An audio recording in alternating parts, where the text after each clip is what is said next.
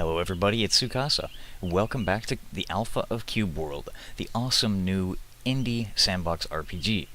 Today, in this episode of my tutorial for the Alpha of Cube World, we're going to be talking about monsters. How can you tell if they're friendly or aggressive at a distance before they start attacking you? So you can either avoid them or whatnot. And also we're going to talk about the color coding on their names and what does that mean. But first, we're going to talk about, well, one of the most important things in games these days, especially in RPG games, and that's combat. Sure, you've got your exploration and adventuring, but really underpinning all of that is combat. And this game does it very well. You can tell that the combat was designed as the core of the game, and they put a lot of effort into it. It's very fluid, dynamic, smooth, and just well done, especially for an early build of an alpha. There's a couple of reasons for that. One being the fact that it's manual aiming. Unlike a lot of RPGs, there's no percent two-hit attack rolls for your attacks. There's no defense rating with a percent save rolls. The only thing regarding combat that does have a percent chance is your crit chance. That's a percent. The rest of it is all down to you and whether or not you aim properly to hit something, kind of like an Elder Scrolls game. You have to use your crosshairs to swing and make sure that the enemy's within the animation of it. And of course, also for ranged attacks, you have to use the crosshairs to aim properly. At a distance, you have to take into account things like movement and leading the target and all of that. The other thing that makes combat really shine through in this game is the fact that it has a mechanic of active dodging.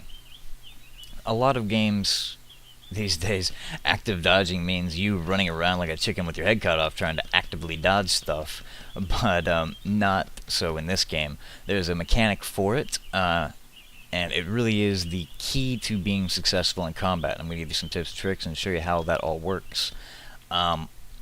How you dodge is you push in on the middle mouse button. Any class can do this. Now, if you're just standing still and you push in on the middle mouse button, nothing's going to happen. But if you're pushing a direction like moving forward and you push in on the middle mouse button, you do a forward dodging roll.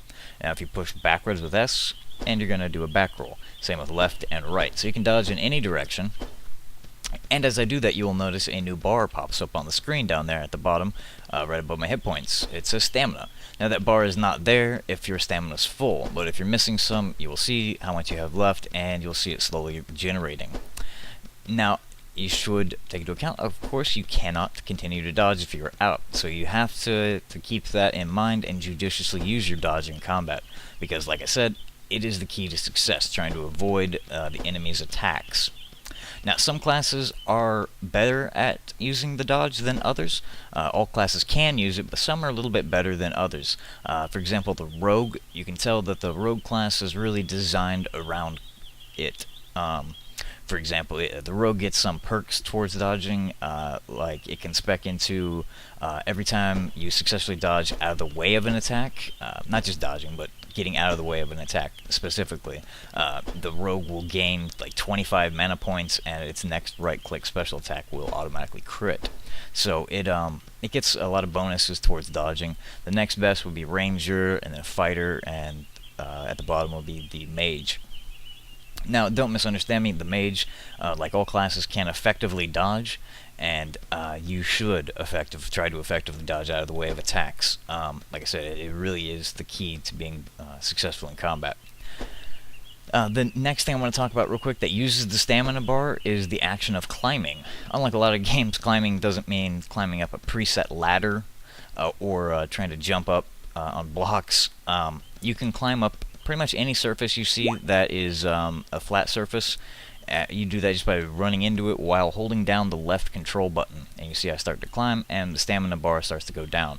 Now if I run out of stamina, I'm going to fall down. So you do have fall damage in this game, and you could die to that, so you have to keep that into account. Later on when we talk about character specializations, you can put points into climbing to make it more efficient, but I'll cover that in a later episode. As you notice, if I'm not moving, the stamina bar stops draining, and it's not regenerating either. So anyway, that's climbing and dodging. Moving along, we're going to talk now about the combat. Um, First up, so how can you tell if something like that over there is going to be friendly or if it's going to try to rip my face off? Well, there's a couple of ways. One would be if you're at a distance and you can't get a mouse over on it, you can't tell what it is, aside from just looking at it. You can actually use that as a determination. The game really does. I know it's strange, a game following a logic, but it really does. If you look at something like this one, for example, it's got wings. It looks like a crazy insect thing. It looks kind of menacing, and it looks like it would attack you, and it does. So if something looks a little bit menacing, it probably is, and if it looks like it should be a docile creature, for example, like a sheep or a pig, you would logically think, well, a sheep and a pig's probably not going to attack me, and that's right, it wouldn't. So you can kind of use logic if you're at a distance to avoid things, like if you really don't want to fight that, maybe I should go up and around it. Now, if you're a bit closer to it, the best way to tell whether or not something's going to be hostile or friendly is to get that pop up with its name and hit point bar. And as I do that, you can see that its name is in red. So you might be thinking, does that mean because it's red that it's hostile? You know, red is aggressive color, kind of. No, its name being red is not what signifies that. Actually, it's the fact that its hit point bar there is red. Now, from my experience, at least, if the hit point bar is red, that means it's an aggressive mob and is going to try to attack you. If its hit point bar was blue, that signifies that it's a non-hostile, friendly creature that would not attack you. Now, it should be noted, obviously, if it's a docile creature, it's not going to initiate the combat, but if you attack it first, it will fight back. I've I found out the hard way with that by almost being killed by a horse. Anyway, though, so what does its name being red mean then?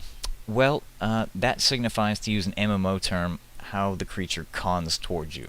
How difficult it would be for you at your skill level to take it on. Red meaning that it is significantly tougher than you.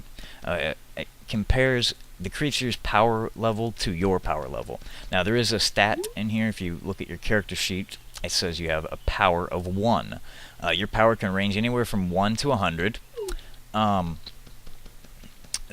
takes into account your level, your skills, your gear, and all of that. And that's what it's comparing to the monster to give it that color. Red meaning that it's significantly tougher than you. Orange would mean that it's slightly tougher than you. If it was blue, that would mean it's about the same. And if it's kind of a light bluish green, that would mean it's a little bit weaker. Now, you can continue leveling up forever. So I could be a level 3000 rogue.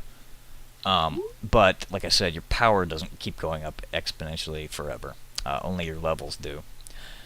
So that caps out at 100. As you get higher and higher power, it becomes harder and harder. It's got a diminishing return on it, so it's harder and harder to get that up a little bit higher. We might talk about that later on.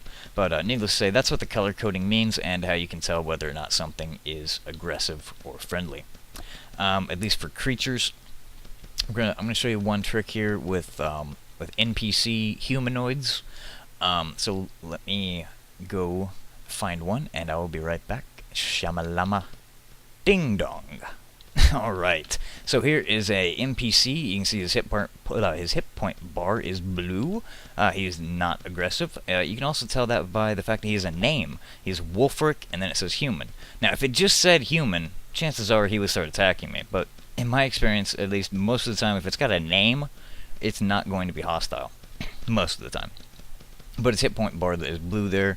Also, whenever I mouse over him, you see in the screen, middle of the screen, it says R to talk. That always signifies that, at least in my experience at least, always signifies that he is friendly. So you don't want to attack things like that.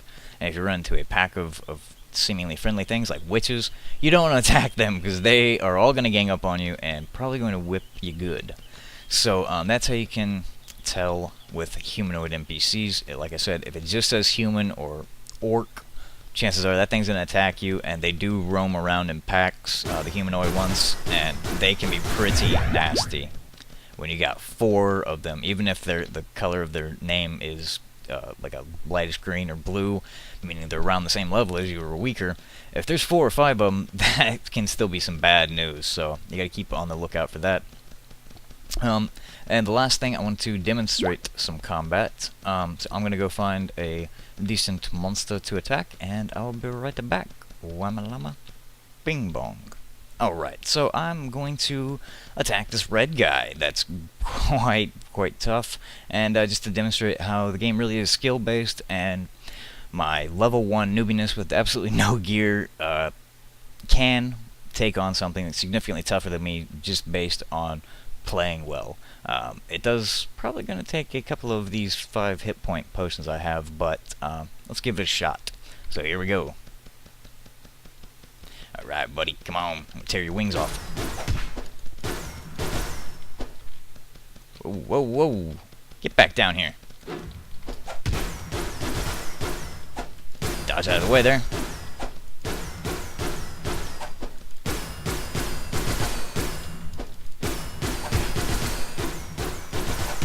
Ah, he got me. Ha. He got poisoned or something. What is that purple crap? Ah, there we go. Got him. Ha ha. Didn't even have to use a freaking potion. Awesome.